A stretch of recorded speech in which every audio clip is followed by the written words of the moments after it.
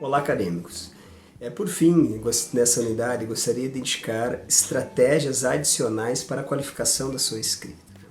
Então, além dos indicativos, né, sobre formas de construir frases e parágrafos e fazendo isso, né, por meio dos operadores argumentativos, né, veja as seguintes dicas de forma geral que eu montei para você.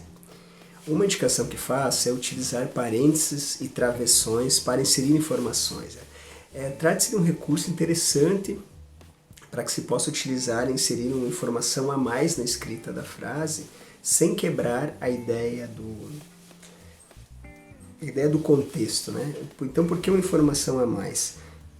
Porque, veja, se a gente tira essa informação que está entre o travessão, entre vírgulas ou entre parênteses ou travessões, a frase não perde o sentido, né? Então, por exemplo, se tiver a frase, destaca-se que o método científico, entre parênteses, como princípio da ciência moderna, foi desenvolvido a partir do Renascimento. Veja, se eu tirar o que está dentro do parênteses, né, destaque-se que o método científico foi desenvolvido a partir do Renascimento, a frase não perde o sentido. Ela mantém a mesma lógica. Né? E uma variação mais sofisticada é o uso de travessões, né, substituindo os parênteses. Nessa linha, então, eu dizia das entre vírgulas para inserir informação. Né? É uma ação bastante utilizada, em que eu tenho uma frase com pleno sentido e eu utilizo vírgulas para acrescentar mais uma ideia. Né? Então, um exemplo que eu indiquei no e-book para vocês foi de que, se não me engano, as decisões dos meus pais visavam minha proteção. Então, veja, uma frase que tem sentido, uma sentença completa.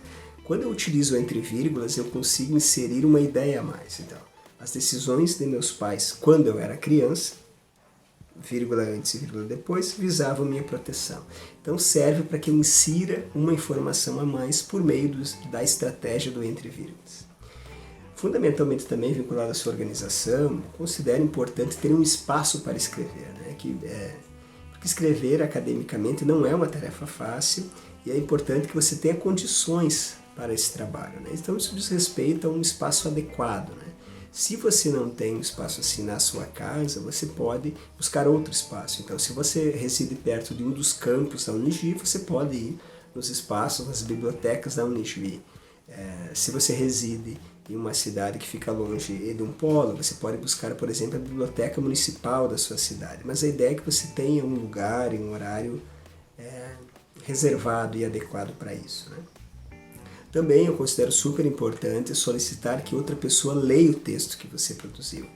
É bastante comum que autores iniciantes tenham dificuldade em compreender a diferença entre o que se pensou ou se pretende manifestar e o que está no papel. Então a leitura de um familiar, colega, amigo pode auxiliar. É sempre um grande aprendizado para ambas as partes. Também é importante revisar o texto antes de enviar. Então, algo mais de uma vez lendo atentamente, porque os erros ficam, é um processo normal.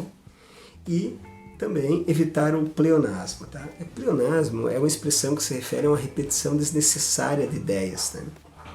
Ou conceitos. Então, um exemplo de pleonasmo, subir para cima. Né? Então, quando a gente já sobe a partir de um ponto no qual estamos.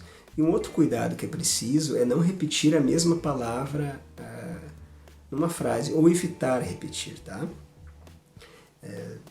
Algo comum é a utilização da expressão que numa mesma frase. Então, pega a escrita de acadêmicos iniciantes na pesquisa, quando vão fazer a escrita acadêmica, repete, né? Que, aparece 4, 5 vezes a expressão que, ou professores, é da mesma forma. Então, a estratégia é substituir por sinônimos, professores, docentes, desse modo, no intuito de, então, trocar por elementos similares. Né? E também a ideia de erros comuns na escrita da língua portuguesa, né? Porque escrever bem, ou para escrever bem, é fundamental um conhecimento da língua portuguesa. E, obviamente, isso é difícil, porque existem mais aí de 300 mil palavras, né, na língua. Contudo, eu estou aqui me referindo ao conhecimento sobre expressões comuns e corriqueiras, né? Como, por exemplo, o emprego do eu e do mim. Né? Possivelmente você já tem escutado ou lido a expressão correta para mim fazer. Né? Então, correto é quando é ação, né? para eu fazer. Então, é esse tipo de erros comuns que eu chamo a atenção. É por isso, ao final da quarta unidade do e-book, eu deixei uma indicação de 50 termos bastante utilizados na escrita e marcados assim com confusão. Então, por exemplo, quando eu uso existe e quando eu uso existem, quando eu uso meio e meia, viagem com G, viagem com J, bom, vários exemplos nessa linha, tá? Então, ao final dessa videoaula, importante que você estude profundamente a unidade 4 do material da disciplina e se arrisque a escrever um texto. Então o desafio é que você escreva um texto de pelo menos 4 parágrafos, utilizando o que você aprendeu com a videoaula e com a leitura da unidade 4 sobre a escrita acadêmica. Havendo dúvidas, me escreva que eu ajudo e contribuo no seu aprendizado.